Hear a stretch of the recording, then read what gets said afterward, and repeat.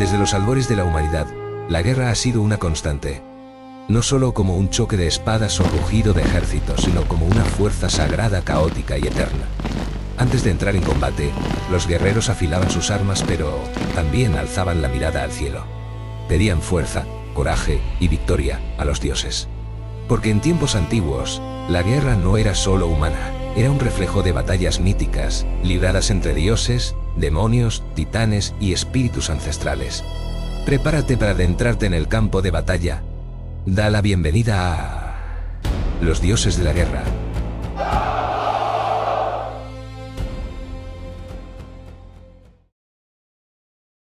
En las ardientes arenas de Egipto, la guerra no era solo asunto terrenal, sino que estaba guiada por fuerzas divinas. Para los antiguos egipcios, el conflicto era una parte crucial del orden cósmico.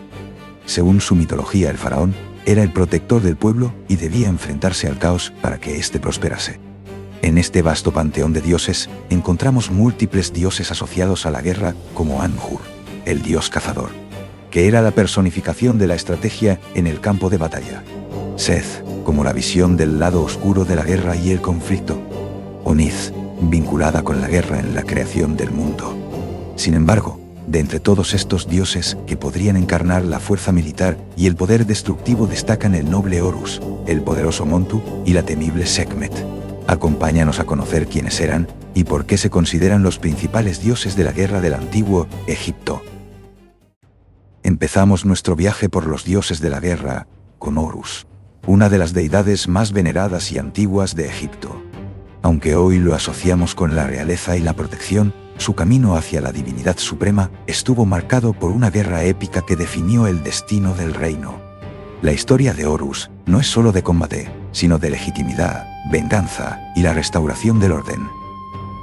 Nacido de la unión de Isis y el dios resucitado Osiris, su linaje lo predestinaba a gobernar. Pero el trono de su padre había sido usurpado por el traicionero Set, su tío, el dios del caos y las tormentas. Desde su nacimiento, la vida de Horus fue una preparación para la inevitable batalla que se avecinaba. Fue educado en secreto por su madre para reclamar lo que era suyo por derecho, representando la nobleza y la justicia contra la tiranía. El conflicto entre Horus y Set es uno de los mitos más influyentes y representativos del pensamiento egipcio, una guerra que duró 80 años, llena de pruebas y confrontaciones. Durante esta lucha, Horus se enfrentó a los trucos y la fuerza bruta de su tío. Fue en una de estas batallas que sufrió una herida que se convertiría en su símbolo más poderoso: perdió su ojo izquierdo. Afortunadamente, el dios de la sabiduría, Tot, logró sanarlo. Este ojo restaurado, conocido como el ojo de Horus o Udiat, se convirtió en un amuleto fundamental para los egipcios, simbolizando protección, sanación y regeneración. La victoria final de Horus no fue solo un triunfo personal, fue un momento crucial para todo Egipto. Al derrotar a Set, Horus no solo vengó a su padre, sino que también restauró el Ma'at, el equilibrio y la armonía cósmica que había sido amenazado por el caos. Este acto lo convirtió en el garante del orden y el protector del reino. Desde entonces, cada faraón de Egipto fue considerado la encarnación viviente de Horus en la tierra. El rey era el halcón, el protector divino que guiaba a sus ejércitos a la batalla, aseguraba la victoria y mantenía a raya las fuerzas del caos.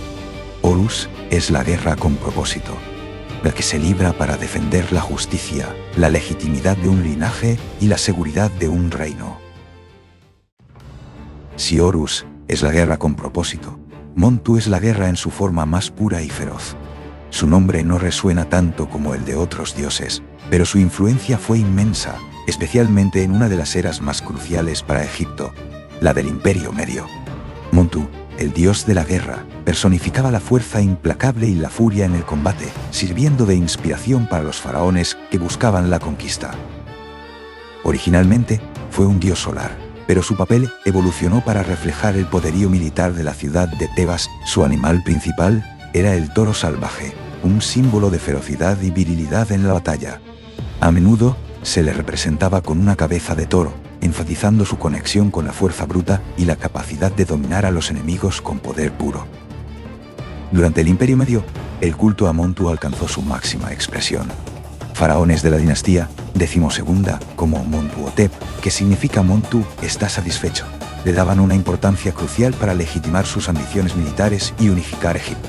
A través de ellos, Montu se convirtió en el patrón oficial de los faraones guerreros, el protector de los soldados y el dios de la conquista. Se creía que el rey, al cabalgar en su carro de guerra, se transformaba en una manifestación viviente del propio Montu, llevando el poder destructivo de la deidad al campo de batalla. En las grandes batallas, como la de Kadesh, el faraón no solo luchaba como un rey, sino como la encarnación de la furia de Montu. De hecho, esta batalla, que marcó el reinado del famoso Ramsés II, se dice que fue precedida por una invocación a Montu antes de abalanzarse contra el enemigo, como si del propio dios se tratase. Montu también fue adorado por su capacidad para fusionarse con el dios solar Ra, formando la poderosa deidad Montu Ra, que simbolizaba la fuerza destructiva del sol y la ira divina en su máxima expresión. Este dios no era solo un protector, sino el símbolo de la expansión del imperio a través de la conquista. Montu encarnaba el ímpetu militar y la audacia implacable. Era el dios de la guerra en su forma más pura, una fuerza sin paliativos, el rugido del imperio en expansión, un recordatorio de que la victoria requiere tanto coraje como ferocidad divina. Cerramos nuestro viaje con la más temida y poderosa de las deidades guerreras, Sekhmet, la dama de la matanza, el poderoso ojo de Ra. Su nombre, que significa la poderosa, ya sugiere la inmensa fuerza que encierra. Se le representa con la cabeza de una leona, y con razón, pues su furia es tan ardiente y violenta como el sol que la engendró. Sekhmet era la hija del dios Sol Ra. Se la considera una de las manifestaciones más poderosas del ojo de Ra, una entidad que representaba tanto el poder protector como el destructivo del dios solar. En su naturaleza dual, Sekhmet era el calor abrasador del sol, la fuerza incontrolable del desierto y la personificación de la ira divina. Su mito más famoso y aterrador es el de la venganza de Ra. Encolerizado por la desobediencia de la humanidad, Ra envió a Sekhmet para castigarlos. Pero una vez desatada, su sed de sangre fue insaciable. La diosa se deleitó en la matanza, y el mundo estuvo a punto de ser aniquilado. Los ríos se tiñeron de rojo con la sangre de sus víctimas, y el pánico se extendió por toda la tierra. Los dioses, al ver que su furia no tenía fin, tuvieron que intervenir. Para detenerla, los dioses idearon un ingenioso engaño. Crearon un lago con miles de jarras de cerveza, teñida de color rojo, para que la confundiera con sangre.